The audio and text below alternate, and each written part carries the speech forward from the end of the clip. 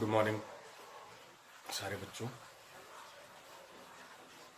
जो एक साल से इंतजार की घड़ी थी, एग्जाम एग्जाम एग्जाम, अब एग्जाम आपका केवल 2 दिन है।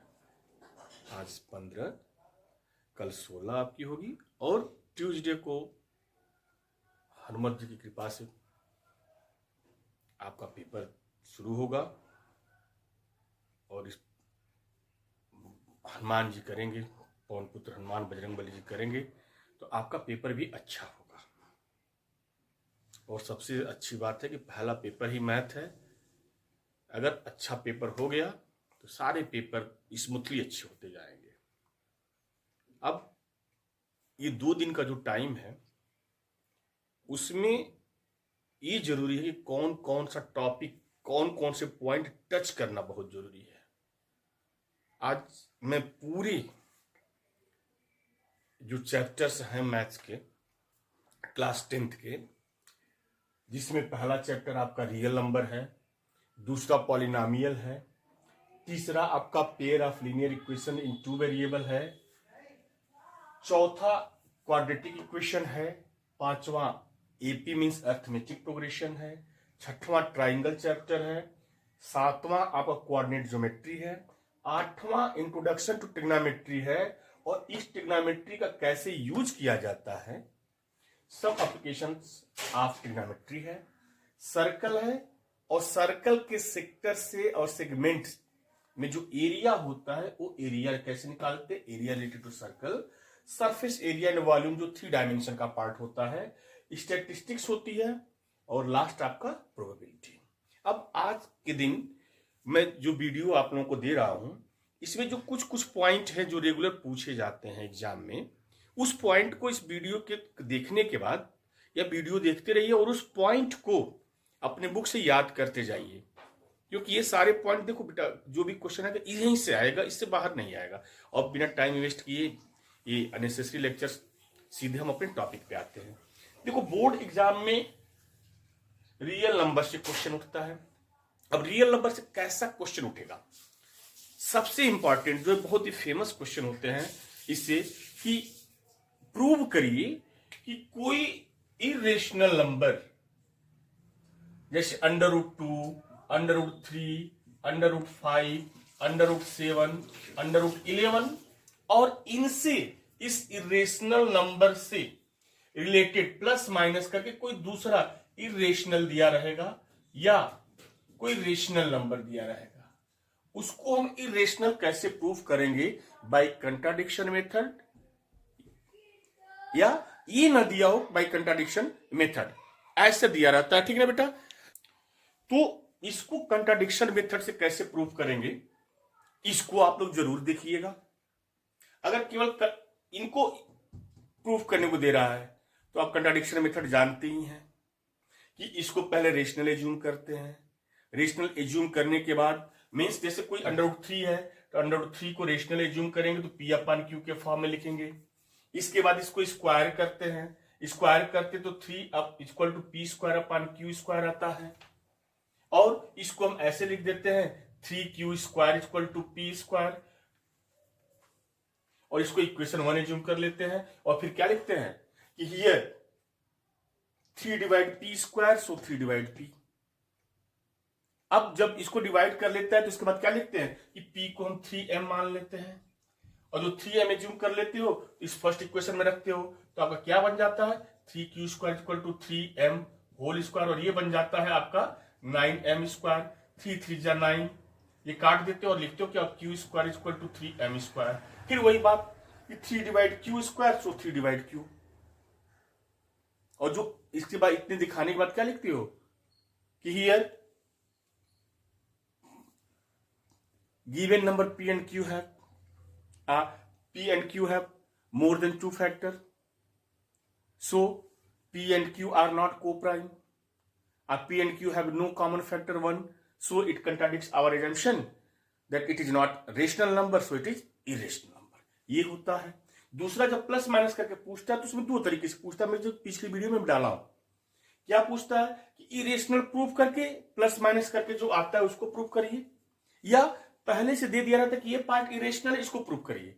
तो सिंपल क्या करते हैं बेटा कि अगर रेशनल पार्ट दिया हुआ है तो जो इसको हम रेशनल एज्यूम करके पी अपान क्यू लिखते हैं और इस रेशनल पार्ट को हम ट्रांसफर कर देते हैं राइट साइड, और ट्रांसफर करने के बाद सिंप्लीफाई करते हैं। सिंप्लीफाई करके लिखते क्या है, लेफ्ट साइड इरेशनल है, राइट साइड रेशनल है, जो कि पॉसिबल नहीं हो सकता है कि रेशनल इरेशनल इक्वल हो, इसलिए हमारा एजम्पशन ये रॉन्ग है, इसलिए गिवन नंबर क्या इरेशनल है। अब दूसरी बात कि अगर इस रेशनल जब केवल इरेशनल दे दिया है तो दो तरीके से करते हैं। इसे करने का तरीका क्या है थोड़ा सा देखिए आप लोग। इसे करने का तरीका क्या है कि अगर इरेशनल दिया है दोनों पार्ट, तो सबसे पहले तो हम क्या करते हैं कि इसको पी अपान क्यू एज्यूम कर लेते हैं। अब यहां से इसी पूरे पार्ट को स्क्वायर कर दो। जब बेटा इसको स्क्वायर करोगे तो फार्मूला बनता क्या है, ए प्लस बी होल स्क्वायर या ए माइनस बी होल स्क्वायर, यही फार्मूला बनता है। और जब एक्सपेंड करते तो क्या आएगा आपका, A square plus B square, plus लोगे तो प्लस आएगा, माइनस लोगे तो माइनस 2ab आएगा। तो देखो इरेशनल का स्क्वायर रेशनल बन जाएगा, इस इरेशनल का स्क्वायर रेशनल बन जाएगा, और इन दोनों को मल्टीप्लाई करोगे तो हो सकता है इरेशनल आ जाए। अब ये जो रेशनल बना है इसको पी अपान क्यू का जो स्क्वायर बना थे जब ट्रांसफर कर देते हैं। अब ट्रांसफर करने के बाद क्या बन जाता है, फिर इसके बाद जैसे 2ab आया तो जो रेशनल पार्ट है फिर 2 को ट्रांसफर कर देते हैं। जब 2 को ट्रांसफर कर दोगे तो ये वाला पार्ट क्या है, इरेशनल, फिर वही लिखते हैं कि right hand side irrational, left side है, सिंप्लीफाई करने के बाद क्या आ रहा है, सॉरी राइट हैंड साइड क्या है, रेशनल है, लेफ्ट साइड आपका क्या है, इरेशनल है, और इरेशनल रेशनल इक्वल नहीं होंगे, इसलिए हमारा एजम्पशन क्या है, रॉन्ग है, और इसलिए ये क्या होगा, इरेशनल नंबर होगा। यहां से एक क्वेश्चन आता है। फिर मैं दूसरा बताया था एचसीएफ से एलसीएम से क्वेश्चन आता है। एचसीएफ एलसीएम से एक क्वेश्चन बन सकता है। अब एचसीएफ एलसीएम से क्या क्वेश्चन बनता है आप लोग ध्यान देखिए कि हो सकता है कि 2 नंबर दे दे और उसका एचसीएफ दे दे और एलसीएम पूछ दे, या वो दोनों नंबर दे दे, एलसीएम दे दे, एचसीएफ पूछ दे। तो फार्मूला क्या होता है बेटा कि एचसीएफ इंटू एलसीएम आपका जो होगा प्रोडक्ट ऑफ 2 नंबर के इक्वल होता है, प्रोडक्ट ऑफ 2 नंबर के इक्वल होता है। प्रोडक्ट ऑफ 2 नंबर मींस क्या होता है कि HCF into LCM equal to A into B. अब इसमें इन 4 पार्ट में से 3 पार्ट दिए रहेंगे तो हमें चौथा आराम से क्या होगा, निकल जाएगा। यहां से एक पूछता है। अब कभी कभी वर्ड प्रॉब्लम क्वेश्चन पूछता है तो मोस्टली एचसीएफ की मीनिंग क्या होती है कि नेम से हाईएस्ट कॉमन फैक्टर है लेकिन ये लिस्ट वैल्यू देता है, और एलसीएम जो है लिस्ट कॉमन मल्टीपल है, ये हाई लार्जेस्ट वैल्यू देता है। तो जब क्वेश्चन में कहीं मोस्टली बता रहा हूं कि अगर पूछ दे कि सबसे बड़ा नंबर बताओ, सबसे बड़े फैक्टर बताओ, तो जब सबसे बड़ा पूछे, सबसे बड़ा पूछे, सबसे छोटा पूछे, तो सबसे बड़ा अगर पूछे तो कोशिश करते हैं हम एलसीएम एचसीएफ निकालने का, और जब सबसे छोटा पूछते तो एलसीएम पूछते हैं। वो क्वेश्चन पे डिपेंड करता है, आप कर लेंगे। यह मतलब कहने का मतलब मेरा मोटो क्या है कि एचसीएफ एलसीएम से आप देख लीजिएगा। इस पहले चैप्टर से ये 2 पार्ट जरूर देखना है, रेशनल इरेशनल प्रूव करने वाला, एचसीएफ एलसीएम से रिलेटेड, चाहे डायरेक्ट क्वेश्चन दे देगा या आपको वर्ड प्रॉब्लम दे देगा।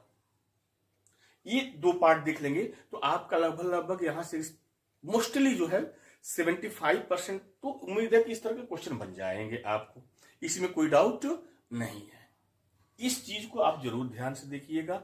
1-2 क्वेश्चन और दूसरे टाइप के अगर पूछ देंगे तो पूछ देते हैं क्या कि कोई 2 नंबर दे देंगे, 3 नंबर दे देंगे, और 2 नंबर 3 नंबर दे देंगे और पूछ देंगे कि इसका एलसीएम निकालिए, इसका एचसीएफ निकालिए। तो करना क्या होता है कि प्राइम फैक्टराइजेशन मेथड यूज करेंगे। लॉन्ग डिवीजन रेयरली पूछता नहीं, लॉन्ग डिवीजन आपकी तरफ से समझिए सिलेबस में है नहीं, क्योंकि लॉन्ग डिवीजन अगर यूज करोगे बेटा आप तो केवल एक एचसीएफ निकाल सकते हो, एलसीएम तो निकलेगा नहीं।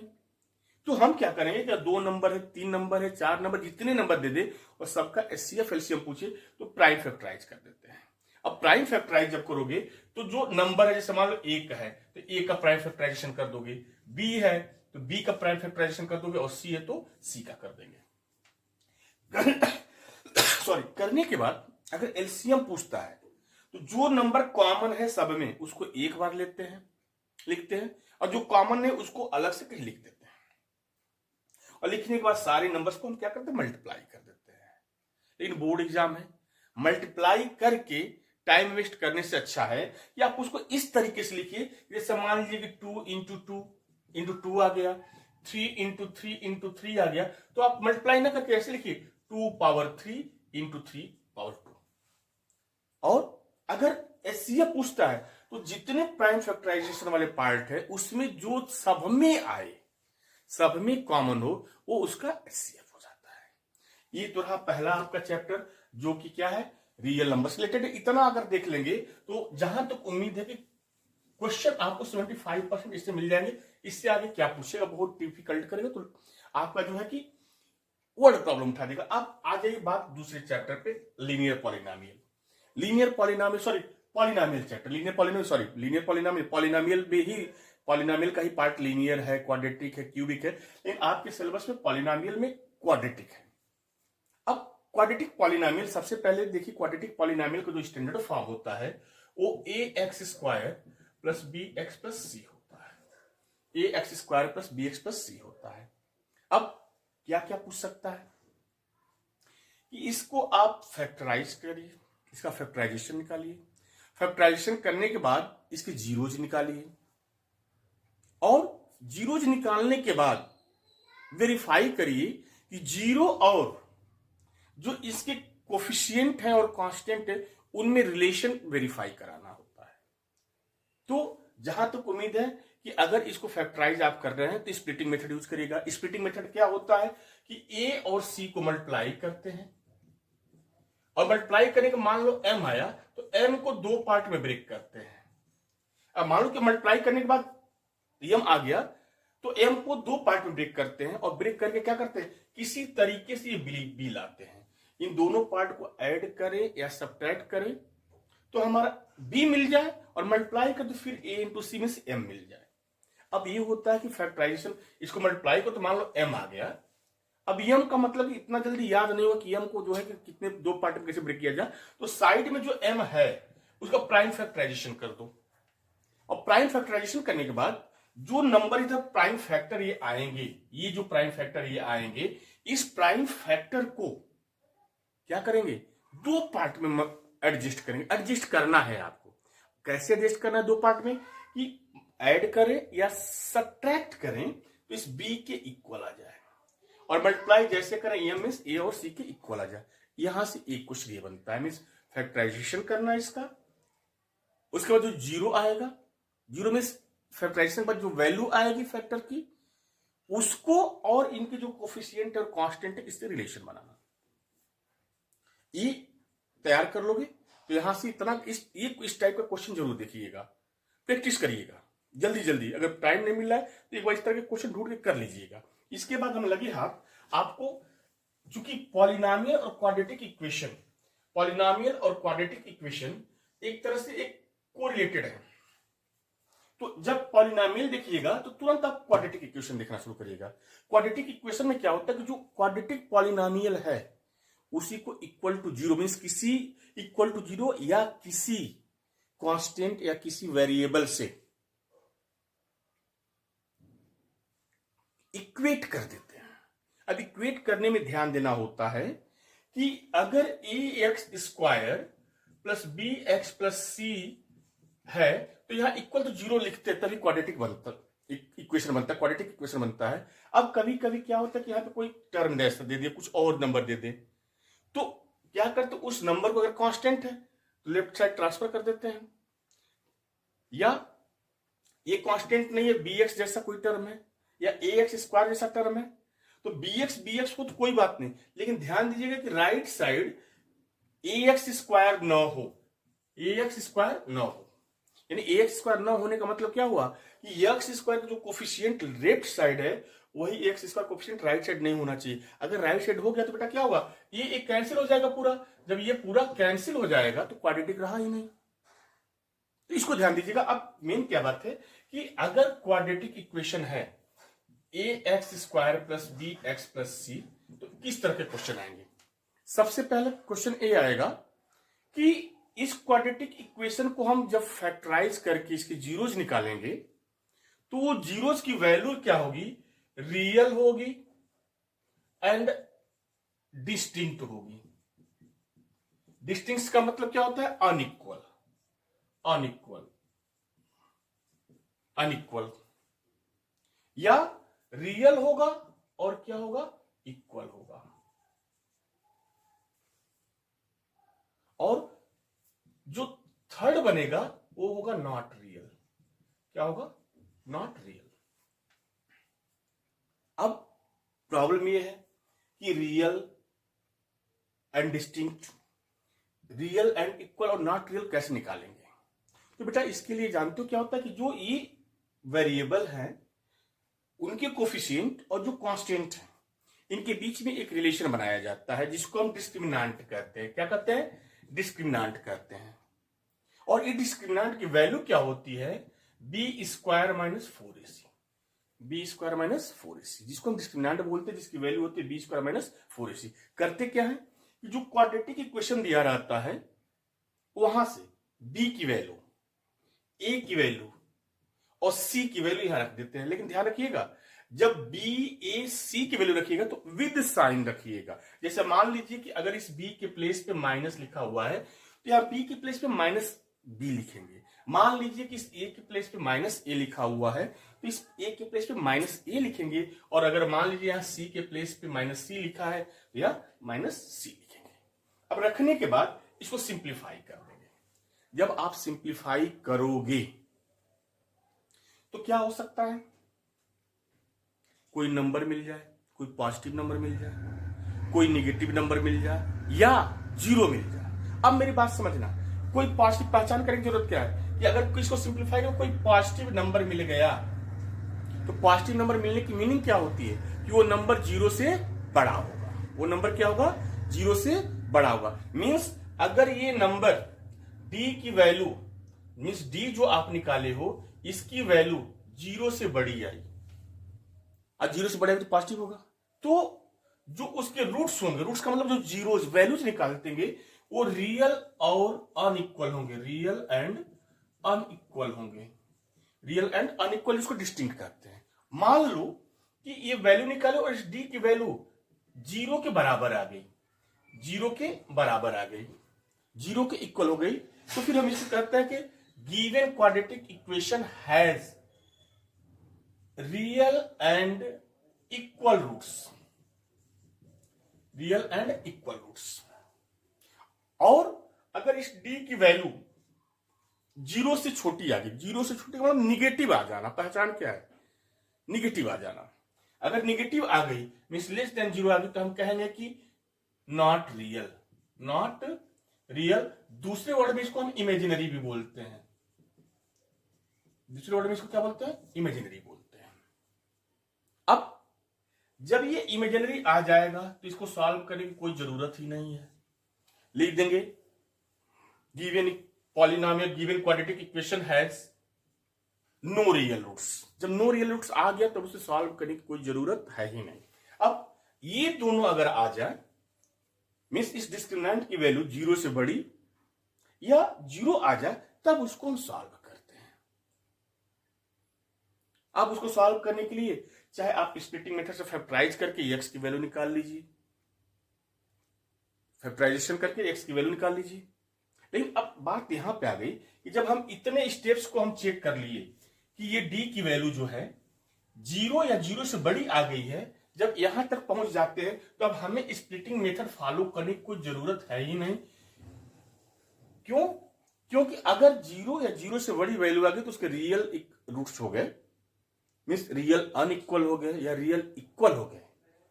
यानी एक वन वर्ड सेंटेंस में कह सकते हैं कि if D is greater than और equal to zero then given quadratic equation has real roots. यानी रियल होने के लिए डिस्क्रिमिनेंट की वैल्यू जीरो या जीरो से बड़ी होनी चाहिए। उसमें अगर जीरो है तो रियल के साथ साथ दोनों इक्वल रूट होंगे। मीन्स कहने का मतलब क्या होगा, जो एक्स की वैल्यू आएगी वो दोनों एक ही जैसी आएगी। जैसे मान लो कि हमने एक इक्वेशन, बहुत इजी इक्वेशन दे रहा हूं, X square minus 2x plus 1 equal to zero है। अब बेटा जब इसको फैक्टराइज करोगे तो इसकी फैक्टराइजेशन क्या है, x minus one equal to 0। तो क्या होगा कि अगर एक x इस 0 की इक्वल है तो x क्या बन जाएगा, 1 बन जाएगा। और दूसरा पार्ट अगर 0 हो गया तो ये भी क्या बन जाएगा, x इक्वल टू 1 बन जाएगा। यानी देखो पहले x की वैल्यू 1 आई, दूसरे x की वैल्यू क्या आई, 1 आई। और अगर ये ग्रेटर देन 0 है, डिस्क्रिमिनेंट ग्रेटर देन 0 है, तो हो सकता है कि वैल्यू चेंज हो जाए, हो सकता है कि वैल्यू चेंज हो जाए। अलग अलग वैल्यू है, अलग अलग वैल्यू है। जैसे एक मैं छोटा एग्जांपल दे रहा हूं, क्योंकि केवल आपको मैं टिप्स दे रहा हूं कि कौन कौन जैसे किस किस तरह के क्वेश्चन एग्जाम में आ जाएंगे। एक बार कल के दिन वीडियो जैसे मिले आप लोग सारे पॉइंट, वीडियो की स्पीड बढ़ा के जैसे भी हो सारे पॉइंट देख डालिए, पेज पलटते पलटते कि हाँ ये तैयार है कि नहीं। अब अगर ग्रेटर देन 0 तो जैसे ऐसे बन गया, मान लीजिए कोई इक्वेशन ऐसे दिया हुआ है, तो इसका जो फैक्टराइज करोगे ये बनेगा। अब क्या लिखेंगे, x माइनस 1 इक्वल टू 0, तो ये क्या बन जाएगा, x इक्वल टू 1। और x प्लस 1 अगर 0 होता है ये क्या बन जाएगा, x इक्वल टू माइनस 1। यानी क्या हुआ, अलग अलग है। ये कब अलग अलग हुआ, जब इस d की वैल्यू क्या हो, 0 से बड़ी हो। 0 से बड़ी का मतलब समझ लीजिए कि पॉजिटिव साइन आया, बड़ा हो गया, 1/2 0.005 भी आ जाए, लेकिन अगर पॉजिटिव आ गया तो आप समझ लीजिएगा कि जो है कि उसका रियल रूट्स होगा। अब हम क्या कह रहे थे, अगर ये बड़ा हो जाए, ग्रेटर देन 0 और इक्वल टू 0 आ जाए, तो अब हमें स्प्लिटिंग मेथड फॉलो नहीं करना है। एक सीधा 4 मेथड होता है, उस सीधा 4 फार्मूले को याद कर लीजिए और समझिए।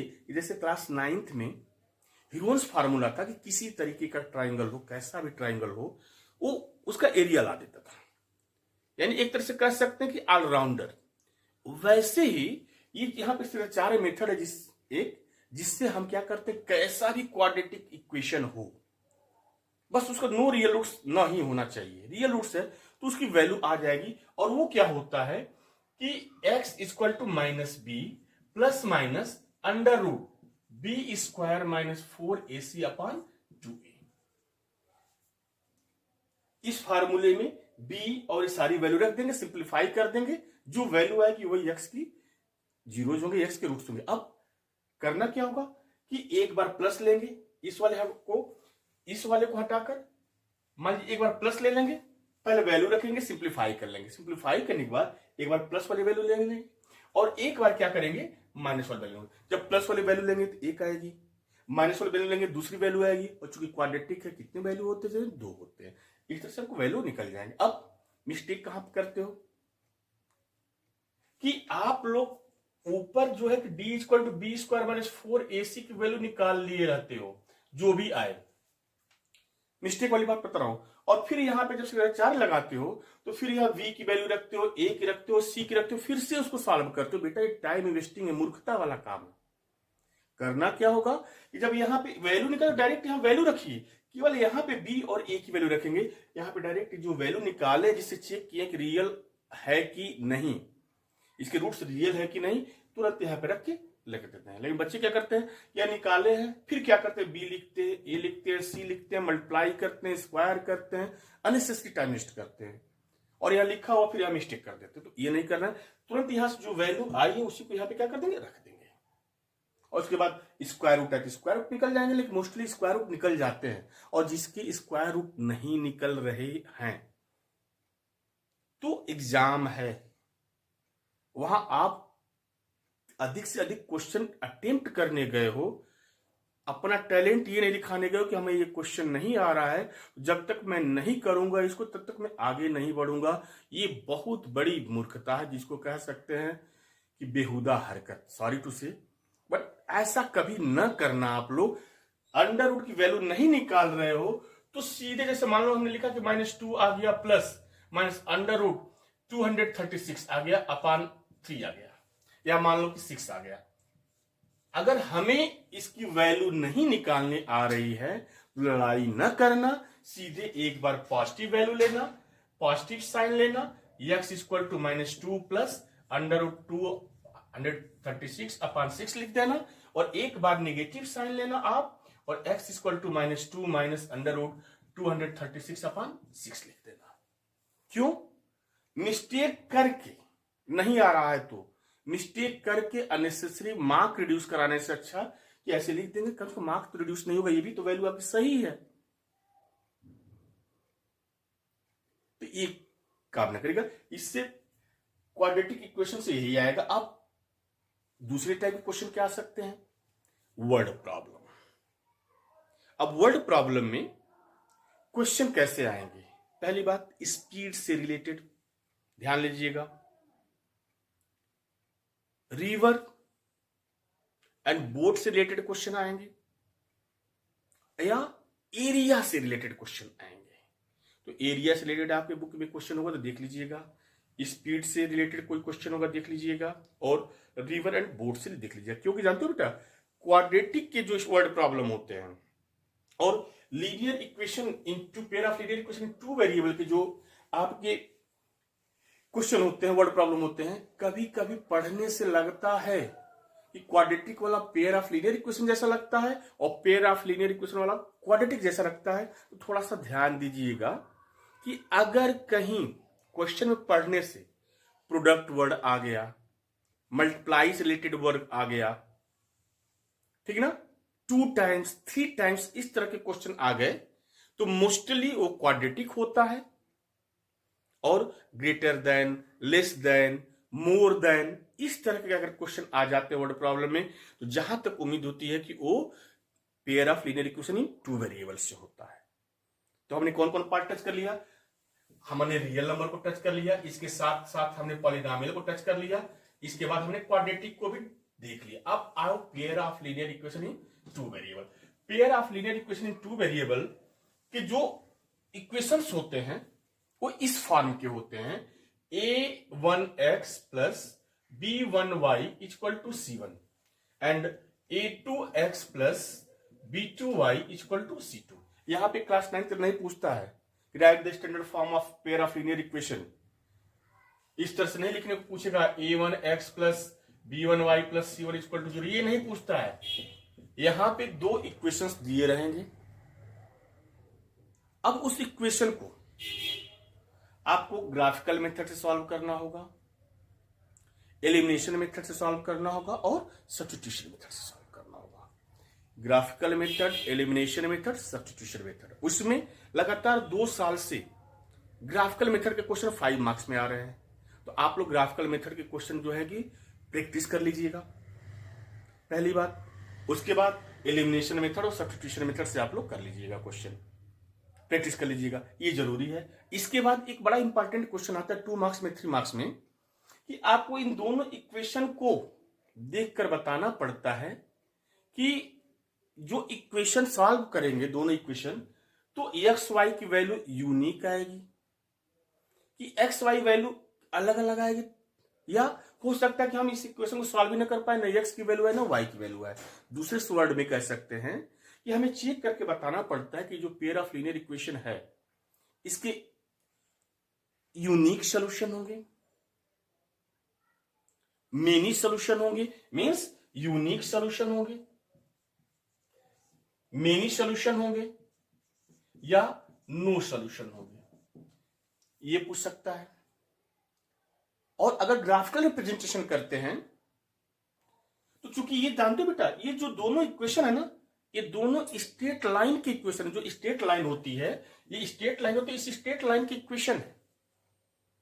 अब बेटा ये जो दोनों स्ट्रेट लाइन है ना, अगर हम ग्राफ में ड्रॉ करें तो क्या हो सकता है, क्या हो सकता है?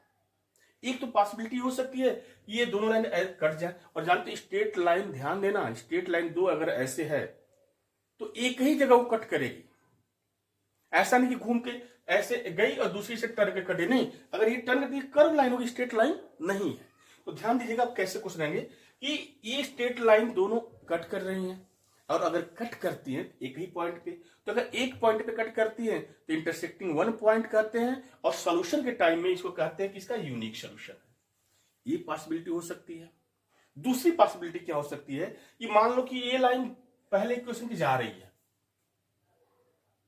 और दूसरी लाइन क्या हो कि इसके पीछे से जा रही हो, या ये जैसे पहले इंड हुई इसी इंड से थोड़ा इससे पहले से दूसरी लाइन जा रही है। यानी कहने का मतलब क्या है कि ये दोनों इक्वेशंस के जब लाइन ड्रॉ करें तो ओवरलैप करेंगे।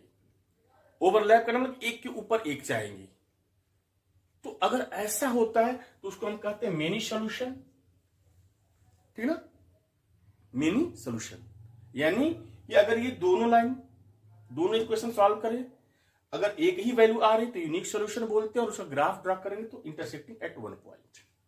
अगर सॉल्व की और एक्स वाई अलग अलग वैल्यू आ रहा है, जैसे एक स्टूडेंट ने सॉल्व किया, एक्स वाई की वैल्यू कुछ और आई, दूसरे ने सॉल्व किया, एक्स वाई की वैल्यू कुछ और आई, तीसरे ने सॉल्व किया, एक्स वाई की वैल्यू कुछ और आई, अलग अलग वैल्यू आई, और दोनों को अगर चेक कर रहे हो, सेटिस्फाइड करा रहे हो, तो दोनों सेटिस्फाइड, सारी सोल्यूशन सेटिस्फाइड हो रहे हैं, उसको मिनी सोल्यूशन कहते हैं। उसको क्या कहते हैं? मिनी सोल्यूशन कहते हैं। अब मिनी सोल्यूशन में क्या होता है कि अगर उनका ग्राफ ड्रा करोगे तो ओवरलैप, उनकी लाइन एक दूसरे के ऊपर ओवरलैप करेगी।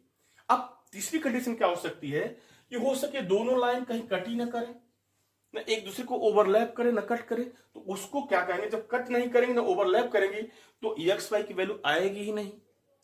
उस तरह को जब होता है तो उसको हम कहते हैं no solution. No solution, no solution का मतलब क्या है कि आप सॉल्व करोगे तो पता चलेगा कि कोई मेथड यूज कर रहे हो, एक्स वाई दोनों वैल्यू कट जा रही है, एक ही बार ना एक्स आ रहा है ना वाई आ रहा है, तो उसको कहते हैं नो सॉल्यूशन।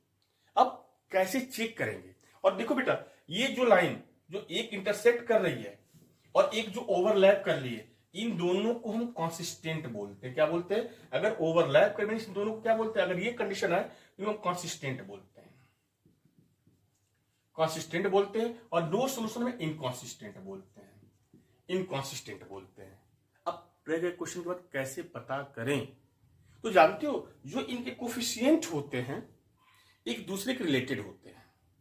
अब प्रॉब्लम ये होती है कि कुछ टीचर बताते हैं कि C1 को लेफ्ट साइड भेजना जरूरी है, C2 को लेफ्ट साइड भेजना जरूरी है। अब बेटा ये बताओ, अगर C1 को लेफ्ट साइड भेजोगे, C2 को लेफ्ट साइड भेजोगे, तो बस फर्क क्या पड़ता है? साइन का फर्क पड़ता है। लेकिन जब C1 और C2 का रेशियो निकालोगे ना, तो साइन ऑटोमेटिकली जो बिना लेफ्ट साइड भेजे आएगा, वही ऐसे एज इट इज रखोगे तभी वही आ जाएगा। तो ज्यादा परेशान होने की बात नहीं है। हाँ, अगर बहुत डर लग रहा है तो इसको थोड़ा सा सिंप्लीफाई फॉर्म में कर देंगे। क्या? a1x, और ये कब सिंप्लीफाई फॉर्म करेंगे? जब पूछेगा check whether pair of linear equation has unique solution, many solution, no solution, intersecting at one point, intersecting at many point, intersecting at many point are overlap to each other are parallel line, ऐसे पूछे। या check whether this pair of linear equation has inconsistent and consistent। इस condition में क्या होगा कि इसको आप ट्रांसफर कर लीजिए, क्योंकि हो सकता है कि कोई चेक करने वाला हो, ऐसा किसी लाइन बाय लाइन मैच कराए तो रिड्यूस कर दे मार्क। तो करना क्या होगा, जो C1 पार्ट इधर भेज देंगे। तो इस तरीके से बना देते हैं a1x plus b1y plus minus C1 जो भी बन जाए आपका, और यहां पे a1x plus a2x plus b2y plus minus C2 equal to 0। Sorry, इस तरीके से लिख लेंगे। अब क्या करते हैं कि पहले कंसिस्टेंट और इंटरसेक्टिंग एट वन पॉइंट और यूनिक चेक करते हैं। उसके लिए क्या होता है कि दोनों पेयर ऑफ लीनियर इक्वेशन में, जो पेयर ऑफ लीनियर इक्वेशन के दोनों इक्वेशन दिए हैं, उनमें x के और y के कोफिशिएंट को ले लेते हैं और उनका रेशियो निकालते हैं। कैसे? a1 अपान a2 निकालेंगे, फिर b1 अपान b2 निकालेंगे, और निकालने के बाद देखेंगे कि a1 अपान a2 की वैल्यू b1 अपान b2 के वैल्यू के इक्वल नहीं है, इक्वल नहीं है। तब लिख देंगे क्या कि अगर सॉल्यूशन पूछे लिखेंगे यूनिक सॉल्यूशन, अगर कंसिस्टेंट पूछे तो कंसिस्टेंट, अगर at how many point intersect तो क्या लिखेंगे? Intersect at one point, intersect at one point. अब देखिए, अगर a1 अपान a2 और b1 अपान b2 निकाले और दोनों की वैल्यू बराबर आ गई, दोनों की वैल्यू बराबर आ गई, तो अब तीसरा चेक करेंगे। तीसरा कौन सा चेक करेंगे? C1 अपान C2 चेक करेंगे, C1 अपान C2 की वैल्यू चेक करेंगे। अब क्या हो सकता है कि a1 अपान a2 और b1 अपान b2 की वैल्यू तो बराबर आ गई। अब C1 हो सकता है बराबर हो, चाहे C1 बराबर न हो। मान लीजिए C1 अपान C2 भी बराबर हो गया, तब इसका क्या हो जाएगा, many solution. Many solution consistent भी होगा और intersecting many point, intersecting many point, intersecting many point, और लिख सकते हैं ओवरलैप टू ईच अदर। बस समझते जाइए, बस मेरी बात को सुनिएगा, वीडियो को थोड़ा सा हिंट देते जा रहा हूं। और तीसरा हो सकता है क्या, C1/C2 इक्वल ही ना हो। अगर C1/C2 इक्वल नहीं हो रहा है, मीन्स कहने की मीनिंग क्या होगी कि A1/A2 जो है B1/B2 के बट C1/C2 के इक्वल नहीं है, तब सीधे सीधे क्या होगा, no solution. No solution consistent नहीं होगा, इनकंसिस्टेंट होगा और पैरेलल हो जाएंगे। क्या लाइन हो जाएगी, पैरेलल, ये पैरेलल हो जाएंगे। ये चीजें हैं, आप इसको देख लीजिएगा, ठीक। उसके बाद एलिमिनेशन मेथड, सब्स्टिट्यूशन मेथड है, आप लोग थोड़ा उसको प्रैक्टिस कर लीजिएगा।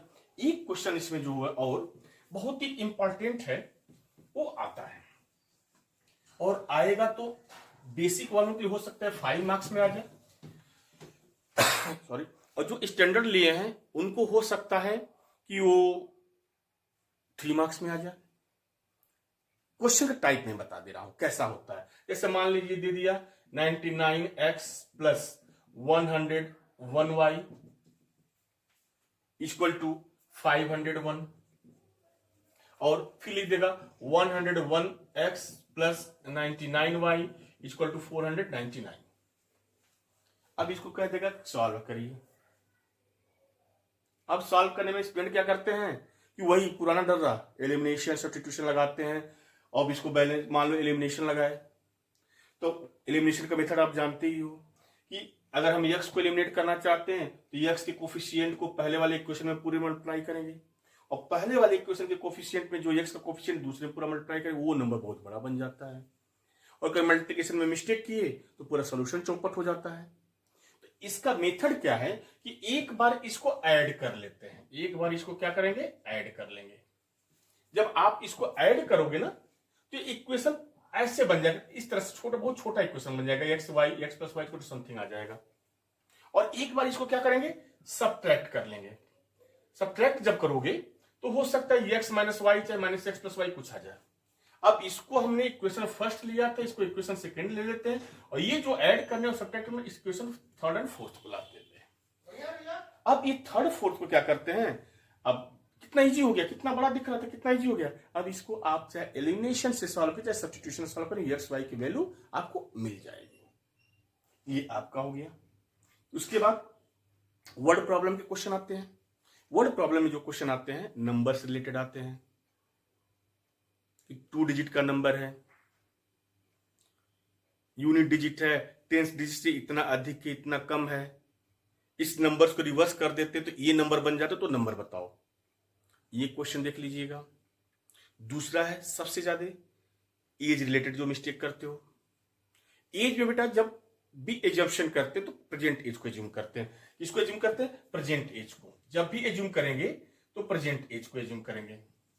अब जब प्रेजेंट एज को एज्यूम करोगे तो उसके बाद उसके अकॉर्डिंग क्वेश्चन बताएंगे, इक्वेशन बनाएंगे। अब ध्यान देना उसमें कि अगर ईयर्स बिफोर दे रहा है, 2 years 3 years 5 years before they रहा है, तो मेरी बात समझना, अगर हमारी एज 2 साल पहले कम हो रही है तो हमारी एज जिससे कंपेयर की गई है, चाहे आपसे की गई हो चाहे किसी से की गई हो, तो वो 2 साल पहले उसकी भी तो उम्र बैठ जाएगी।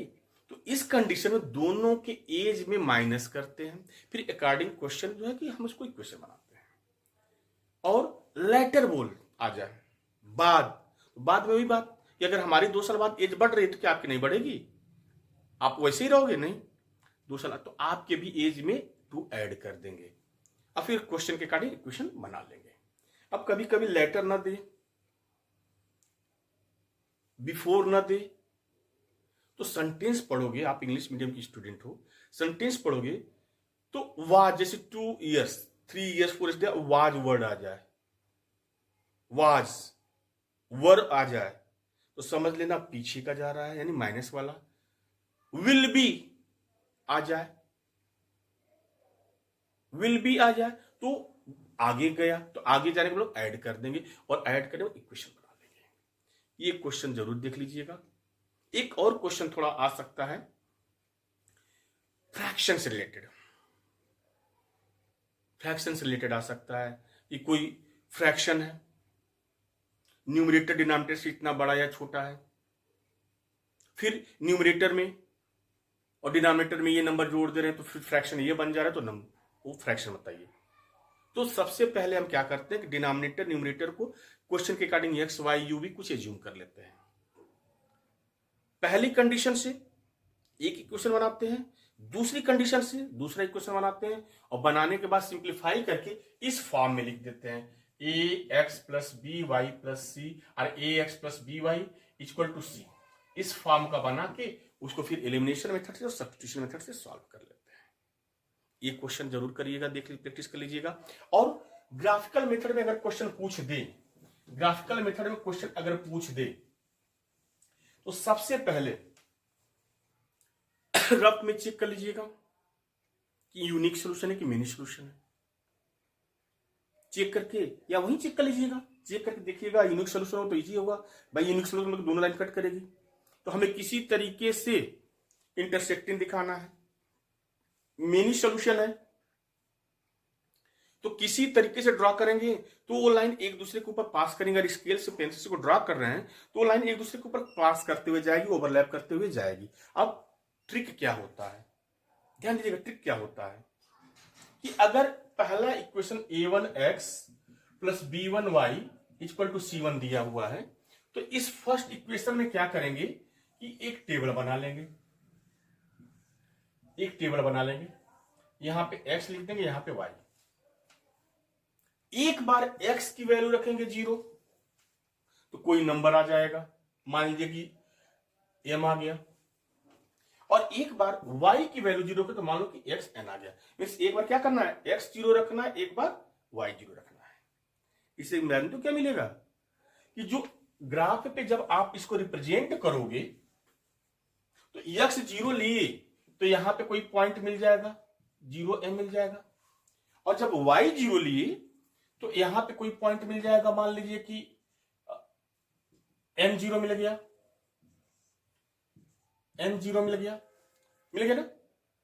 चाहे इस पॉइंट पे मिले चाहे इस लाइन पे मिले, मींस एक्स एक्सिस पे लेफ्ट साइड मिले चाहे राइट साइड मिले, वाई एक्सिस पे अपवर्ड साइड मिले या डाउनवर्ड साइड मिले, इससे कोई फर्क नहीं पड़ता। वो क्वेश्चन के जब वैल्यू रखोगे तो प्लस माइनस समझ में आ जाएगा। वो पॉइंट रखने के बाद सीधे स्केल उठाओ, एक बड़ी लाइन ड्रॉ कर दो, एक बड़ी लाइन ड्रॉ कर दो स्केल से। ग्राफ पेपर पे जो आपके आंसर शीट में ग्राफ पेपर है, एक बड़ी लाइन ड्रॉ कर दो। फिर दूसरा जब इक्वेशन आए फिर वही काम करो, टेबल बनाओ, एक बार x 0 रखो, एक बार y 0 रखो। आगे कोई वैल्यू मान लो कि m n आ गया, u आ गई और v आ गई। अब उस u v को रिप्रेजेंट कर दो। मान लो कि हमने माइनस प्लस जो भी आया हो, मान लो कि हमने x 0 रखा तो ये माइनस आ गया, माइनस आ गया तो ठीक है माइनस से लिख देंगे। अब हम माइनस लिखने का मतलब क्या बन जाएगा, मान लो कि ये माइनस आ गया तो हम क्या लिखेंगे 0 कामा माइनस u। इसको सॉल्व किए, जब y 0 रखे, y 0 रखे तो मान लो कि प्लस b आ गया, ठीक है। तो यहां पे मान लो कि 0 सॉरी v कॉमा 0 बन गया। अब यहां से इसके लेके एक लाइन ड्रॉ कर दो। जब ड्रॉ करके लंबी लाइन ड्रॉ करोगे तो देखो कहीं ना कहीं कट करेगी। अब जिस पॉइंट पे कट करेगी आपके पास पेंसिल शार्प है, ग्राफ पेपर में मैच कराइए कि x एक्सिस पे और ये y एक्सिस पे कहां मीट कर रहा है। और ये y हो, अगर ये डिस्टेंस y दे देगा, ये डिस्टेंस x तो देगा, यही है x y की वैल्यू रख देंगे, यही आपका 0 हो जाएगा। और किसी दिमाग में ये बात सर ये तो मान लीजिए कि इंटरसेक्टिंग का पैरेलल क्या होगा, पैरेलल की भी वही बात है कि मान लो कि हमने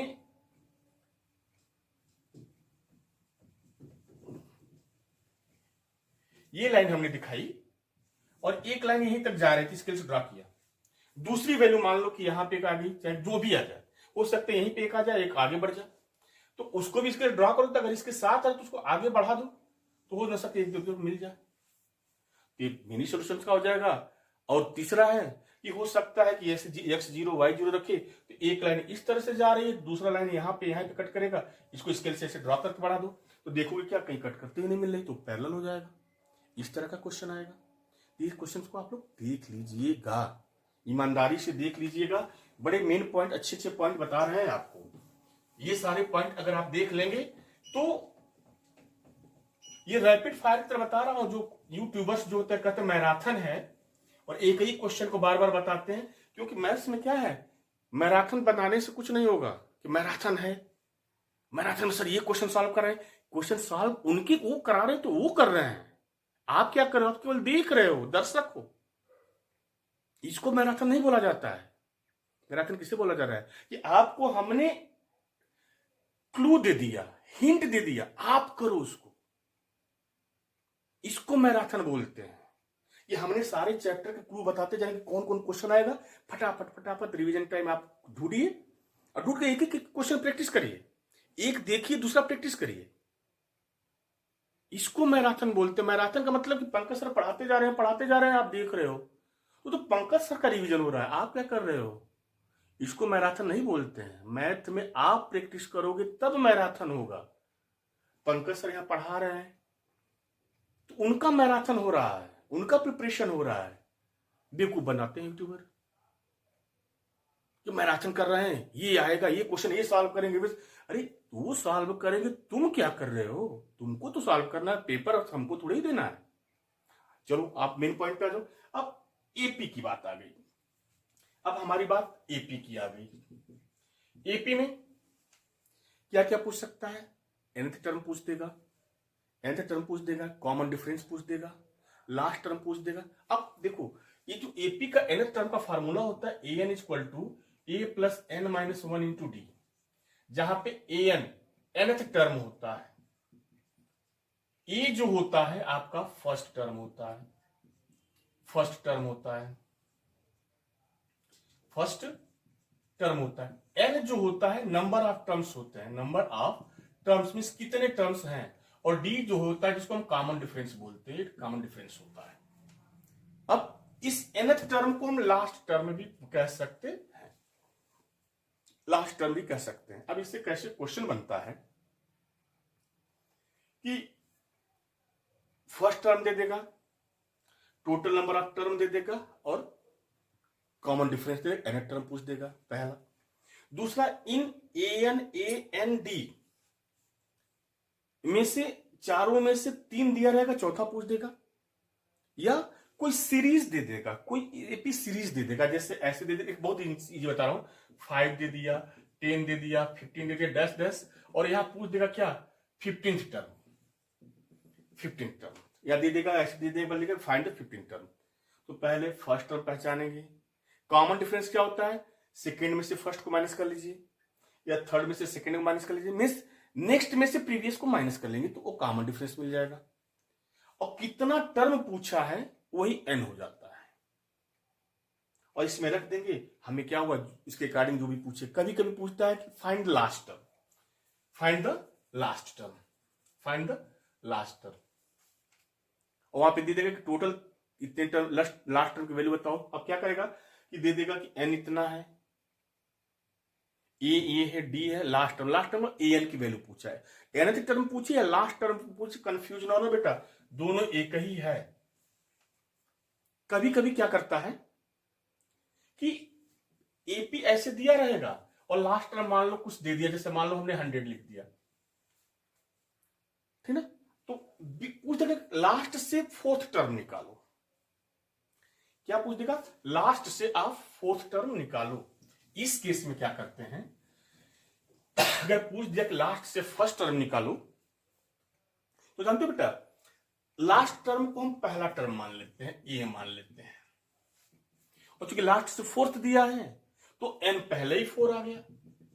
अब कंफ्यूज कहां होते हो, मिस्टेक कहां करते हो, कॉमन डिफरेंस निकालने में। कॉमन डिफरेंस में बड़ा मिस्टेक कर देते हो आप लोग। अब उसका सीधा तरीका बता रहा हूं, सीधा तरीका बता रहा हूं, कंफ्यूज नहीं होंगे, कि जो कॉमन डिफरेंस निकालने का तरीका जानते थे, सेकेंड में से फर्स्ट, वैसे निकाल लो। बस करना होगा कि उल्टा आ रहे हैं, साइन को चेंज कर देंगे। क्यों, कि अगर यहां से आओगे तो ये पहला बनेगा, दूसरा ये बनेगा, और होता क्या common difference, second minus first. अब कंफ्यूजन दूर करने के लिए सीधे क्या है, ये सिंपल, 10 में से 5 माइनस करो, जो आए उसका नेगेटिव साइन लिख दो। यानी कह सकते हैं कि डी इक्वल टू क्या हो जाएगा, -10 - 5 कर दोगे, कंफ्यूजन में रहेगा। यानी कहने का मतलब क्या है कि जो कॉमन डिफरेंस आप सिंपल वे से निकालते हो उसके साइन को बस चेंज कर दो, तो बैक से जो पूछेगा वो मिल जाएगा, उसके बाद फार्मूले में रख के निकाल लेंगे। ये nth टर्म होता है। एक क्वेश्चन पूछता है कौन सा टर्म निगेटिव होगा, कौन सा टर्म 0 होगा, तो उसमें n पूछता है। तो ध्यान देना जब भी इस तरह के क्वेश्चन सॉल्व करना तो नंबर क्या होता है, हमारी पोजीशन 3rd पे है तो एक को नेचुरल नंबर मिलता है, पॉइंट में नहीं आता है। तो जब n की वैल्यू निकालेंगे आप तो नंबर आएगा, नेचुरल नंबर आएगा 1 2 3 4 5 ऐसे आएगा। और अगर डेसिमल में आ गया, जैसे मान लो कि आ गया ये 3rd है, ये 20 है मैं लिखा हूं, और मान लीजिए कि आ गया 3.5 और 3.6 टर्म, हमारा जो है 0 होगा, तो 3.6 का मतलब क्या होता है जानते हो, काउंटिंग जो होती है डेसिमल में तो होगी नहीं, निगेटिव होगी नहीं, तो 3.6 का मतलब क्या होगा कि 4th हो जाएगा, कि 4th टर्म इसका 0 होगा। ये क्वेश्चन देख लीजिएगा। उसके बाद एक क्वेश्चन ये देता है, बड़ा ही इंपॉर्टेंट है, कि 2 एपी है, ठीक ना, उनका डिफरेंस जो है, इस तरह का क्वेश्चन आता है कि उनके इतने टर्म का डिफरेंस 100 है, या 100 टर्म का डिफरेंस 100 है, तो 1000 टर्म के डिफरेंस क्या होंगे। तो बेटा ये एमसीक्यू का क्वेश्चन है, सीधे सीधे या 2 मार्क्स या 3 मार्क्स में पूछे या 5 मार्क्स जिसमें भी पूछे। तो देखो 100 टर्म का जो डिफरेंस हो उस एपी के जो एपीज दिए गए हैं, या 1000 टर्म्स हो उन एपीज का, सबका डिफरेंस चेंज नहीं हो तो डिफरेंस वही रहता है, तो कंफ्यूज ना होइएगा। अगर 2 एपीज हैं उनका डिफरेंस जो है 100 है, तो 1000 टर्म का भी डिफरेंस 100 ही होगा। ये एमसीक्यू का एक बड़ा पॉपुलर क्वेश्चन है, इसको आप तैयार कर लीजिएगा। अब दूसरी चीज क्या होती है कि कभी कभी एपी बनाने को दे देता है क्या, कि ए एन इक्वल टू, एक फार्मूला देगा, ए एन इक्वल टू दे दिया n² + 2n+1, तो फॉर्म एन एपी। अब बच्चे कंफ्यूज होते हैं, क्या सर ये तो क्या दे दिया, तो कुछ नहीं करना है बेटा, या n की जगह पे 1 रखोगे तो फर्स्ट a1 मिल जाएगा, n की जगह पे 2 रखोगे a2 मिल जाएगा, n की जगह पे 3 रखोगे a3 मिल जाएगा। और इस तरह से ज्यादा नहीं रखना है। अगर कह दे कि एपी बनाइए आपको आ रहा है, ये मतलब कि 10 तक ट्राई करिएगा, टाइम वेस्ट नहीं करना है। मैक्सिमम 4-5 टर्म निकाल लीजिए, मैक्सिमम 4 निकालिए। 4 निकालने के बाद जैसे मान लीजिए कि आ गया, क्या आ गया, 7 आ गया, 9 आ गया, 11 आ गया, 13 आ गया, तो इसका डैश डैश लिखिए। ये नहीं कि अब आ रहा है तो खूब मस्ती से 2-4 पेज लिख दें, गलत हो जाएगा, टाइम सही होगा लेकिन टाइम वेस्ट होगा, क्या फायदा। हम एग्जाम देने गए हैं, 3 घंटे में ज्यादा से ज्यादा क्वेश्चन करना है, कोई क्वेश्चन छूट ना जाए, इसको ध्यान दीजिएगा। अब कुछ सम से रिलेटेड क्वेश्चन आते हैं, तो सम का जो फार्मूला होता है आपको याद रखना चाहिए कि सम ऑफ एन टर्म होता है Sn = n/2 2a + n-1 × d, ये फार्मूला होता है। और एक और फार्मूला होता है, थोड़ा सा ध्यान दीजिए, Sn = n/2, हम इसको ऐसे नहीं लिख सकते बेटा, a+, इस 2 को 2 पार्ट में ब्रेक कर दे रहा हूं, a + a क्या बन जाएगा, 2 बन जाएगा, 2a बन जाएगा, तो हम इसको लेंगे a, और ये क्या है, a + n-1 × d। अब बेटा ध्यान से देखो, ये वाला जो पार्ट है ना, an है, an का है तो चाहे लास्ट nth टर्म बोले चाहे लास्ट टर्म, तो क्या बन जाता है दूसरा फार्मूला, n/2 a + n। यानी मान लो टोटल नंबर ऑफ टर्म दिया हो, फर्स्ट टर्म दिया हो, लास्ट टर्म दिया हो, तो फार्मूले पे लगा के वैल्यू निकाल लेंगे। अब इसमें एक बड़ा झंझट वाला क्वेश्चन पूछता है, जो बच्चे कंफ्यूज हो जाते हैं कि Sn = ऐसे दे दिया, मान लीजिए Sn = कोई फार्मूला बना दिया, Sn = दे दिया कि 2n-1 दे दिया।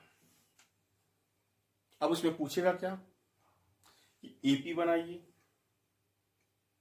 कंस्ट्रक्ट एपी, और 5th टर्म 6th टर्म तक का सम निकालिए। तो अब इसमें करना क्या होता है बेटा कि ये s का मतलब सम, s का मतलब सम, तो मान लो हम s की जगह पे 1 लिख रहे हैं, तो s1 का मतलब 1 टर्म का सम। अगर s2 लिख रहे हैं तो 2 टर्म का सम। अगर s3 हम लिख रहे हैं तो इसमें 3 टर्म का सम मिलेगा। अब मेरी बात समझना, s1 का मतलब एक ही टर्म है, तो भाई जो एक टर्म में बस a1 है, तो a1 में कुछ नहीं ऐड करो तो a1 ही आएगा। तो n की जगह पे जब 1 रखोगे तो फर्स्ट टर्म मिलेगा। लेकिन अब s2 की बात करते हैं, s2 का मतलब कितने का सम होता है, 2 का सम, यानी a1 के साथ साथ a2 मिलेगा। अब थोड़े से ध्यान देने के मेन पॉइंट है। तो जो n के प्लेस पे 2 रख रहे हैं, मान लो हमने 2 रख दिया यहाँ पे, अब ये एपी में है कि नहीं, हमसे एक एग्जांपल दे रहा हूं कि मान लो हमने यहाँ 2 रख दिया, जब इस एसएन के प्लेस पे 2 तो क्या बन जाएगा, और यहाँ पे 2 बन जाएगा, ये मिल गया S2, 2 2 जा 4 -1 3 मिल गया, ये 3 आ गया। तो बेटा A1 प्लस A2 की वैल्यू 3 है। अब कुछ बच्चे क्या करते हैं कि S1 को A1 ले लेते हैं, S2 को A2 ले लेते हैं। अब वो क्या है, A1 A2 करके जल्दी जल्दी काम कहानी बना के चले देते हैं, जबकि ये बिल्कुल गलत है। S2 का मतलब क्या है, ये पहले और दूसरे को ऐड करने के बाद ये 3 आया है, तो A1 प्लस A2 3 मिल गया। और पहला जो है ये 1 रखे तो वही A1 था, तो यहाँ पे क्या करते हैं, A1 की वैल्यू जो आती है उसको रख देते हैं। जब A1 की वैल्यू यहाँ रख दोगे तो ऑब्वियसली ये A2 मिल जाएगा। जब A2 मिल गया तो पहले से देखिए AP के किसी n टर्म का सम है, तो भाई आपका ये फर्स्ट टर्म मिल गया, ये सेकेंड टर्म मिल गया, और फर्स्ट टर्म सेकेंड टर्म मिल जाएगा, तो जो उनका डिफरेंस होगा वो कॉमन डिफरेंस हो जाएगा। उसके बाद AP आप आराम से बना लोगे। भाई कॉमन डिफरेंस मिल गया तो पहले में उस कॉमन डिफरेंस को ऐड करो, फिर दूसरे में कॉमन डिफरेंस को ऐड करो, तीसरे में कॉमन डिफरेंस को ऐड करो, ऐसे एपी बन जाएगी। और उसके बाद आपको जब ए मिल गया, डी मिल गया, तो फोर्थ टर्म का, फिफ्थ टर्म का, सेवंथ टर्म का सम पूछे, आराम से फार्मूला पे रख के निकाल लोगे। ये क्वेश्चन इसको तरफ ध्यान दीजिएगा। अब कभी कभी 1-2 क्वेश्चन नंबर का बेसिक क्वेश्चन की बेसिक स्टैंड के लिए बता रहा हूं कि कुछ क्वेश्चंस ऐसे होते हैं, फिल इन द ब्लैंक जैसे दे दिया, ऐसे बॉक्स दे दिया, यहां पे बॉक्स दे दिया, यहां पे बॉक्स दे दिया। तो सबसे बड़ी पहचान क्या होती है, अगर कोई सीरीज एपी में है, कोई प्रोग्रेशन एपी में है, तो उसके 3 कॉन्सेक्यूटिव जो टर्म लेंगे, किसी 3 कॉन्सेक्यूटिव टर्म को लोगे। जैसे हमारे कहने का मतलब क्या हुआ कि हमने मान लो कि हमने 3 लिया, 6 लिया, 9 लिया, 12 लिया, 15 लिया, 18 लिया। अब जान तो खासियत क्या है कि किसी भी 3 कॉन्सेक्यूटिव टर्म को उठा लो, किसी भी 3 को उठा लो, तो जो इसका मिडिल वाला होता है ना बेटा, ये मिडिल वाला इन दोनों के सम का हाफ होता है। मींस 3 + 9 को ऐड करके 2 से डिवाइड कर दोगे तो आपका मिडिल वाला मिल जाएगा 6। यहां से ले लो, कॉन्सेक्यूटिव एकदम लगातार लेंगे, ऐसा नहीं कि कहीं से उठा लेंगे, नहीं।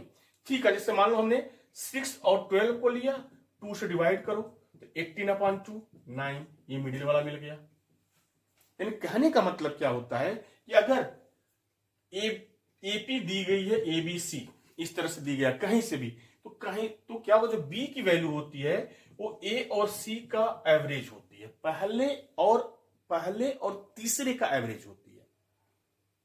तो अगर इस तरह से ढेर सारे बॉक्स दिए गए हों और कहीं कहीं पे नंबर दिया हो, यहां पे दिया हो, यहां पे दिए गैप किया है, तो इन दोनों को ऐड करके डिवाइड कर लेंगे 2 से, ये फिल हो जाएगा।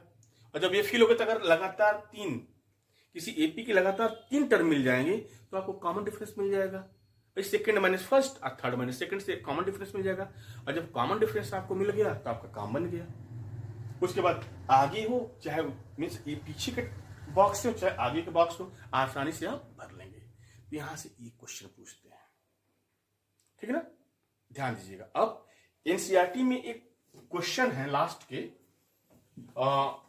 एपी के ही, जो एक स्पाइरल बन रहा है, ऐसे स्पाइरल बनता, सेमी सर्कल दिया है, ऐसे करके फिर ऐसे करके फिर ऐसे करके दे रहा है। उस क्वेश्चन को देख लीजिएगा एनसीईआरटी से। और एक वो है जो पोटैटो बच्चा है, किसी पॉइंट से कुछ डिस्टेंस पोटैटो रखा गया या बॉल रखी गई है और बार बार कलेक्ट करके उस बॉल को लाकर किसी बकेट में रखना है, तो कितना डिस्टेंस चलेगा टोटल। इस तरह के क्वेश्चन को देख लीजिएगा। इसके बाद कोई हॉल है, कोई ऑडिटोरियम है, कोई थिएटर है, वहां पे चेयर अरेंज किए गए हैं कि पहले रो में 5 है, दूसरे रो में 6 है, ऐसे इससे बढ़ते जा रहे हैं। अब उससे रिलेटेड क्वेश्चन, तो ये इस तरह के जो क्वेश्चन आएंगे बेटा, वो क्वेश्चन केस बेस के लिए होते हैं। केस बेस क्वेश्चन में क्या होता है कि फर्स्ट और सेकेंड पार्ट मोस्टली जो होते हैं, मतलब 3 केस बेस क्वेश्चन आएंगे, 3 केस बेस क्वेश्चन आएंगे, 4 मार्क्स में 12 मार्क्स के आएंगे। तो यहां से वो इस तरह के क्वेश्चन केस बेस में बनेंगे जिसमें कि first part 1 mark, second part 1 mark और थर्ड पार्ट होता है 2 मार्क होता है, 2 मार्क्स का होता है। उस 2 मार्क्स में क्या होता है कि 2 ऑप्शन देता है, दोनों में से कोई एक करना होगा। तो इस तरह के क्वेश्चन केस बेस में आप लोग देख लीजिएगा। ये आपका हो गया अर्थमेटिक प्रोग्रेशन। Arithmetic progression. इसके बाद आपका सिक्स्थ चैप्टर आता है ट्राइंगल। सिक्स्थ चैप्टर आता है ट्राइंगल। ट्राइंगल में मैं अब पहले वीडियो में दे दूंगा हम बीपीटी का स्टेटमेंट, बीपीटी का प्रूफ, दो तरीके से बताया हूं, देख लीजिएगा फिर से दोबारा अगर छूट जाए तो। बीपीटी के स्टेटमेंट, बीपीटी के प्रूफ, साथ में एक उसके साथ एक क्वेश्चन हो जाएगा 5 मार्क्स का बन जाएगा। वो सिमिलरिटी से रिलेटेड हो चाहे बीपीटी से रिलेटेड हो। कभी कभी क्या होता है converse of basic proportion theorem पूछ देता है, उसको जरूर देख लीजिएगा। अगर किसी को जरूरत हो कल तुरंत हमको मैसेज कर दीजिएगा हमारे वीडियो में, मैं तुरंत आपको जो है कि आधे घंटे 1 घंटे अगर शाम तक, मतलब कल शाम तक, कल आपको 15 है, 15 को शाम तक किसी तरीके से चाहे मिडनाइट तक हम आपको वीडियो बना के कन्वर्स की भी डाल देंगे। यहां से पूछेगा, फिर सिमिलैरिटी से पूछेगा। सिमिलैरिटी का जानते ही हैं, सिमिलैरिटी में क्या होता है कि अगर दो ट्राइंगल हैं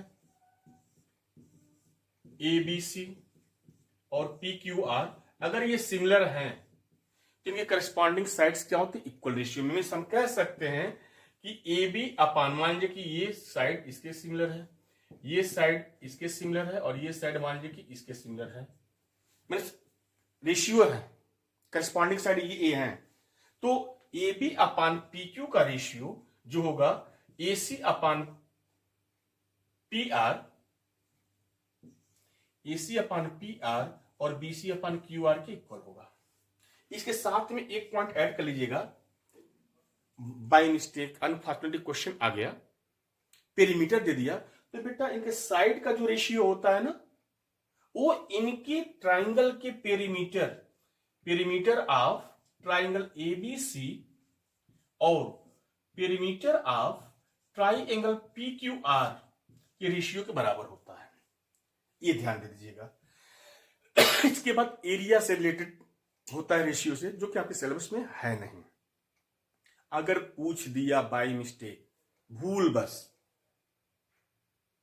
तो करिएगा क्या उसको कि उसमें क्या होता है कि जो इनके एरिया होते हैं तो इनके साइड के स्क्वायर के रेशियो के बराबर हो जाते हैं।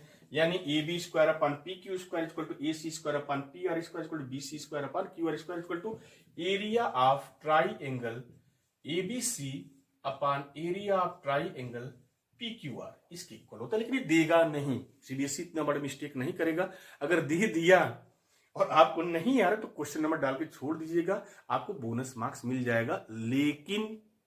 लेकिन क्वेश्चन छोड़िएगा नहीं, अटेम्प्टेड क्वेश्चन पे बोनस मार्क्स मिलता है। यानी क्वेश्चन नंबर डाल के भी छोड़ दो तो बोनस मिल जाएगा। भाई क्वेश्चन नंबर डाले बच्चे ने क्या किया, देखा ये तो सिलेबस का नहीं, छोड़ दिया, और क्वेश्चन नंबर नहीं डाले, छोड़ दिए, तो ये होगा कि भाई आप पढ़े ही नहीं, देखे नहीं, तो कैसे पता चला कि आपको सिलेबस में है कि नहीं है। अब वो CBSE के ऊपर है कि जनरल में सबको दे दे अपना मिस्टेक मान के। कभी कभी ये होता है कि मिस्टेक नहीं मानती, वो कहती है कि भाई अगर वो बच्चे ने अटेम्प्ट किया है, क्वेश्चन नंबर डाल के छोड़ दिया, उसको नंबर दे दीजिए। ये ध्यान दीजिएगा, ये वीडियो में दे चुका हूं, अब इससे ज्यादा डीप में मैं नहीं जाऊंगा। अब आ गई बात आपकी कोऑर्डिनेट ज्योमेट्री में। कोऑर्डिनेट ज्योमेट्री में जो 7th चैप्टर है कोऑर्डिनेट ज्योमेट्री में, यहां पे आपको दो चीजें ध्यान देना है। डिस्टेंस फार्मूला, एक सेक्शन फार्मूला होता है। डिस्टेंस फार्मूला जो होता है D equal to under root, मान लीजिए कि दो कोऑर्डिनेट दिए हुए हैं, x1 और y1 दिया है और दूसरा x2 और y2 पॉइंट दिया। मान लीजिए कि एक लाइन है, ये पॉइंट A है और ये पॉइंट आपका B है। ये आपका x1 और y1 है और दूसरा पॉइंट क्या है, x2 एंड y2।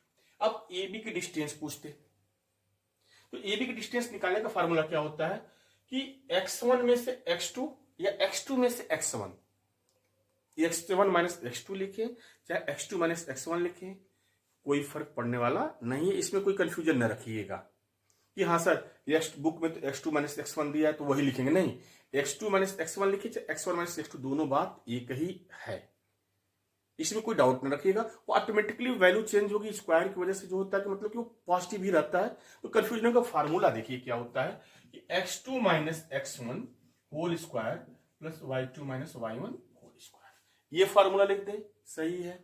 किसी बच्चे ने ये फार्मूला लिख दिया x1 minus x2 whole square plus y1 minus y2 whole square, ये भी फार्मूला बेटा सही है।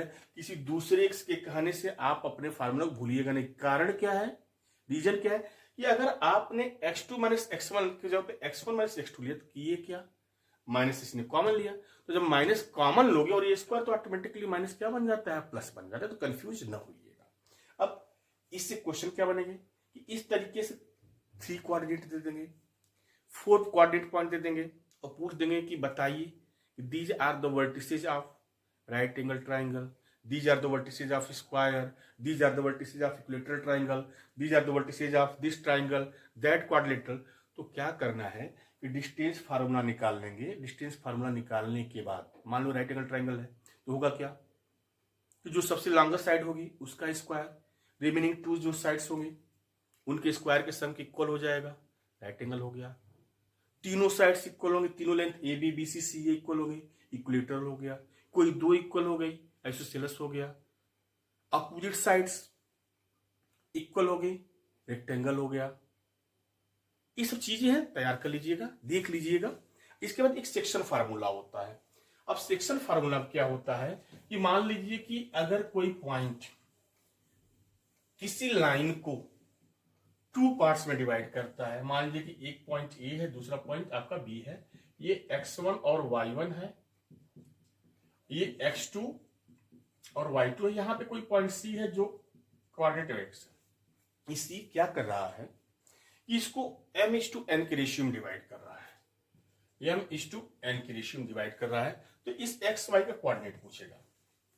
तो कोऑर्डिनेट पूछता है जब हम करते क्या है बेटा कि जब n वाले पार्ट को लेते हैं तो a वाले कोऑर्डिनेट को लेंगे, जब m वाले पार्ट को लेंगे तो b वाले को, यानी कहने का मतलब राइट लेंगे तो लेफ्ट कोऑर्डिनेट को लेंगे, जब लेफ्ट का रेशियो लेंगे तो राइट के कोऑर्डिनेट को लेंगे। ठीक ना, मींस कहने का मतलब कि अगर हम x निकाल रहे हैं, ये x निकाल रहे हैं तो कैसे निकालेंगे, x की वैल्यू निकालेंगे। तो तरीका देखिए ध्यान से कि x निकालेंगे, जब n लेंगे तो x1 लेंगे, क्या लेंगे nx1 प्लस, चूंकि इंटरनली आपके सिलेबस में इंटरनली है, मींस कोई पॉइंट इंटरनली इंटरसेक्ट कर रहा है किसी लाइन को तो उसका फार्मूला, सेक्शन फार्मूला क्या है, एक्सटर्नली है नहीं आपके सिलेबस में, 11th में है, देखा जाएगा 11th में जब जाएंगे तो। अब क्या होगा कि जब n लेंगे तो x1 लेंगे, जब m लेंगे बेटा तो x2 लेंगे, और इसके बाद दोनों को क्या करेंगे, रेशियो को ऐड कर देंगे। फिर y जब निकालना होगा तो वही मेथड, n लेंगे तो y1 लेंगे, और जब m लेंगे तो y2 लेंगे और m प्लस n को ऐड कर देंगे, और इस तरह से हमारा x y का वैल्यू मिल जाएगी। अब एक और क्वेश्चन पूछता है, रेशियो पूछ देता है, रेशियो पूछ देता है। तो रेशियो पूछने के लिए जानते हो क्या क्या करते हैं कि अब दोनों को नहीं निकाले, किसी एक की वैल्यू। अब जब रेशियो पूछेगा ना, इस सी में जो एक्स वाई इसकी वैल्यू दिया रहेगा, तो जब रेशियो पूछे तो दोनों ना निकालिएगा बेटा। देखो अगर ये सी पॉइंट पे एक्स इसको m/n कर रहा है, रेशियो डिवाइड कर रहा है, तो वाई भी तो उसी वही पॉइंट है, बस ये वाई जो है कोऑर्डिनेट को इंडिकेट करता है, उसका भी रेशियो वही होगा। तो दोनों ना निकाल के बेवकूफ करिए, किसी एक्स का निकालिएगा, दूसरा वही हो जाता है। हाँ, अब क्वेश्चन क्या है कि रेशियो के साथ साथ मान लो ये अननोन क्वांटिटी है, मान लो के है, इस के की वैल्यू पूछता है, तो करते क्या है, पहले एक्स से जो रेशियो निकालते हैं, और जब रेशियो मिल जाएगा तो उस रेशियो की हेल्प से क्या होगा, सेक्शन फार्मूला यूज करके के की वैल्यू निकाल लेंगे। ये मेथड आप ध्यान में रखिएगा, इस पे आप प्रैक्टिस कर लीजिएगा, जैसे भी प्रैक्टिस करना कर लीजिए। ये आपका लगभग हमने जो है 14 चैप्टर्स में ये 7 चैप्टर तक के एक कह सकता हूं कि मैं एक पॉइंट बता दिया कि ये पॉइंट आप लोग याद रखेंगे तो बोर्ड एग्जाम में नियर अबाउट 7 चैप्टर बताया हूं तो समझ लीजिए कि 40 मार्क्स का काम हो गया। अब ये बचा हुआ जो है इंट्रोडक्शन टू ट्रिग्नोमेट्री से लेकर प्रोबेबिलिटी तक का, ये हो सकता है कि एक और वीडियो में रिलीज कर दूंगा आज ही, ठीक है ना, रिमेनिंग पार्ट को, वो वीडियो आप लोग देख लीजिएगा। लेकिन देखने का मतलब मैं नहीं कर रहा हूं कि मुझे यूट्यूबर हूं, मुझे खूब जो है लाइक सब्सक्राइब करिएगा। मैं कहने का मतलब स्पीड बढ़ा के वीडियो की फटाफट देखते जाइएगा। ऐसा नहीं कि 1 घंटे 1.5 घंटे की वीडियो है तो 1-1.5 घंटा खूब आराम से देखिएगा मोबाइल मान के घर से, नहीं, कभी नहीं, ये मैं सलाह नहीं दूंगा। मोबाइल लीजिए, कौन कौन सा टॉपिक बताया है स्पीड बढ़ा के देखिए, देखकर उस टॉपिक से प्रैक्टिस कर लीजिए फटाक से। ये और एक तरह से समझिए कि ये आपका संडे का 15 ऑफ फरवरी का ये होमवर्क है, तैयार कर लेना है, दिन का वर्क है। फिर एक दूसरी वीडियो डालूंगा, वो आपका रात का होमवर्क रहेगा कि मंडे मतलब संडे मिडनाइट से लेकर मंडे नून तक का, दोपहर तक का वो पार्ट देख लीजिएगा। और देखने के बाद बचे टाइम को शाम को पूरा सब रिवाइज कर दीजिएगा। और तीसरी बात, आप लोग एमसीक्यू पे और केस बेस पे जरूर फोकस करिएगा। 80 में 32 मार्क्स के केस बेस और एमसीक्यू क्वेश्चन होते हैं। एमसीक्यू क्वेश्चन पे बहुत ज्यादा टाइम वेस्ट ना करिएगा, क्वेश्चन लिख दीजिएगा, क्वेश्चन नंबर आंसर शीट पे रख दीजिएगा। लिखने के बाद जो जो आंसर अगर आपको आ रहे हैं आंसर लिख दीजिए, नहीं उसको छोड़ के पहले सब्जेक्टिव पे डिस्क्रिप्टिव पार्ट करिएगा, केस बेस्ड क्वेश्चन करिएगा। और मैथ में मैं फिर कह रहा हूं कि आप जब डिस्क्रिप्टिव क्वेश्चन करिएगा तो सीक्वेंस सेक्शन न देखिएगा, जो क्वेश्चन आपको आ रहा है वो सबसे पहले अटेम्प्ट करिएगा। इससे एग्जामिनर पे अच्छा इंप्रेशन जाता है कि सारे क्वेश्चन शुरू के अगर सही सही से होते गए तो एग्जामिनर पे एक अच्छा इंप्रेशन जाता है। पॉजिटिव एग्जामिनर आपकी कॉपियों के चेक करता है, और पहले ही सारे रॉन्ग सोल्यूशन कर दिए, मिस्टेक कर दिए तो एक बैड इंप्रेशन जाता है। तो इसलिए मैं यही कहूंगा कि जब भी डिस्क्रिप्टिव सॉल्व करें तो कोई जरूरी नहीं है कि हम सेक्शन ए करें तो सेक्शन ए पूरा करेंगे तभी बी पे जाएंगे, नहीं। हम ए का एक क्वेश्चन आ रहा है, उसके बाद हमको डी वाला आ रहा है सेक्शन, तो डी का अटेम्प्ट करिए, बट सही करिए, ये मैं राय दूंगा। दूसरी चीज कि जब मैथ का क्वेश्चन सॉल्व करिएगा, अगर बाई मिस्टेक आपको ये लगा कि हम जिस क्वेश्चन को हम सॉल्व किए गलत हो गया है तो उसको काटिएगा नहीं, तब तक न काटिएगा जब तक कि दूसरी बार टाइम अगर बचता है तो उसको सॉल्व न कर लीजिएगा। अगर सॉल्व नहीं किए हैं तो उसको क्रॉस न करिएगा। हो सकता है कि आपके ऊपर 2-4 स्टेप सही हो तो स्टेप मार्किंग में आपको हाफ ही मार्क मिला, हम क्रॉस करके 0 पाने से अच्छा हम हाफ मार्क्स पा जाएंगे तो हमारा हाफ मार्क तो कहीं हमारे परसेंटेज को बढ़ा सकता है, क्योंकि बूंद बूंद से तालाब भरता है। इस चीजों को ध्यान रखिएगा। बच्ची वीडियो में आपको तुरंत जो है कि 1-2 घंटे 3 घंटे में उसको भी रिलीज कर दूंगा और आप लोग देखिएगा, ठीक ना बेटा। हनुमान जी का नाम लेके पेपर अच्छा करिएगा, मस्ती से पेपर करिएगा, स्ट्रेस न लीजिएगा, रिलैक्स माइंड से पेपर करिएगा। मैथ्स का पेपर बहुत टफ नहीं होता है, हम कहते कि हड़बड़ाहट में टफ बना देते हैं, ये तो मैथ का पेपर बहुत टफ नहीं होता। आराम से रिलैक्स माइंड से अगर आप मैथ्स का पेपर करेंगे तो बहुत आराम से 3 घंटे में आपको 10-20 मिनट बच जाएगा रिवीजन के लिए और आराम से कर लेंगे, ठीक है ना।